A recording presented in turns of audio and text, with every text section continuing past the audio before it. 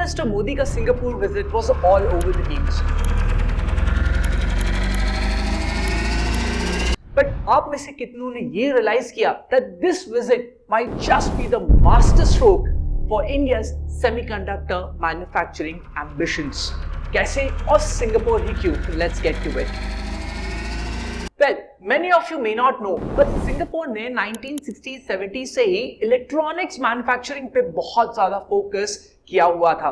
In fact 1980s में Singapore के पूरे कंट्री के जीएनपी का 7% used to come from electronics manufacturing industry, और इसी इंडस्ट्री का एक बहुत बड़ा पार्ट था सेमीकंडक्टर्स. आज globally 10% of semiconductors output comes from Singapore.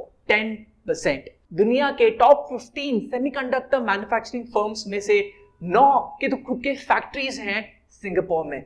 और जो सेमीकंडक्टर का जो वैल्यू चेन होता है, चाहे वो डिजाइन हो, असेंबली हो, पैकेजिंग एंड टेस्टिंग हो, वेफर फैब्रिकेशन हो, इस एंटायर वैल्यू चेन के कंपनीज हैं आज सिंगापुर में.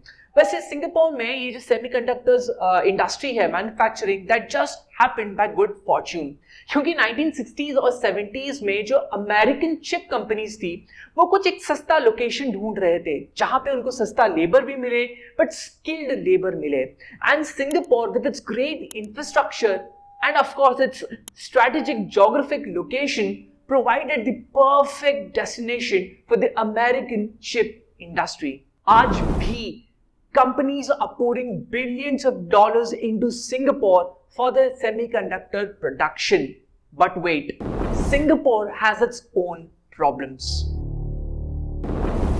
अब देखिए सिंगापुर इतनी सी तो जगह है, सो सिंगापुर में land availability is a huge issue.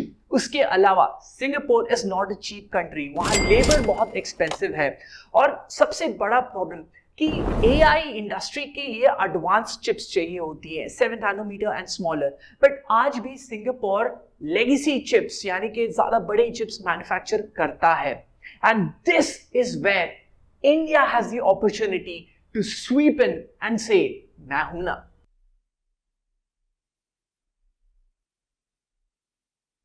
India के साथ कोलैबोरेट करना सिंगापुर के लिए ही फायदेमंद रहेगा, बिकॉज इंडिया के खुद के सेमीकंडक्टर एम्बिशंस कुछ छोटे तो है नहीं, एंड ऑफ कोर्स यहां पे प्रोड्यूस करना will be much cheaper than Singapore. So we are definitely a big risk for Singapore semiconductor manufacturing industry.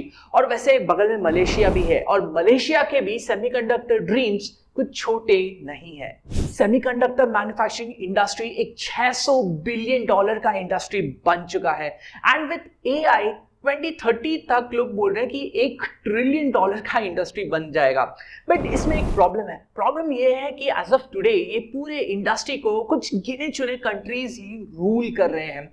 अगर मैं एडवांस चिप्स की बात करूं तो 70% of global manufactured advanced chips come out from Taiwan. 70%. And reality यही है कि India is late to the party, और इसीलिए अभी हम desperate but extremely important catch up game खेल रहे हैं. बट थैंकफुली कुछ स्टेप्स ले तो रहे हैं. 76,000 करोड़ के बजट के साथ 2021 में मोदी गवर्नमेंट ने अनाउंस किया था the India semiconductor mission. Micron अपना प्लांट तो सेटअप कर ही रहा है गुजरात में. Tata is setting up its plant with Taiwan PSMC, और इसी सेमीकंडक्टर पुश में सिंगापुर प्ले कर सकता है एक बहुत बड़ा role. So with PM Modi's Singapore visit and signing of this MOU for collaboration in the chips industry, the chip war just became more interesting. क्या इंडिया इसमें अपना स्पेस बना पाएगा, और you think that India has missed the bus? Comments में जरूर अपना opinion बताइए, और ऐसे ही इकोनॉमिक स्टोरी से अपडेटेड रहने के लिए and to know the real story behind the headlines, do subscribe to this channel and show your support by liking this video. See you later.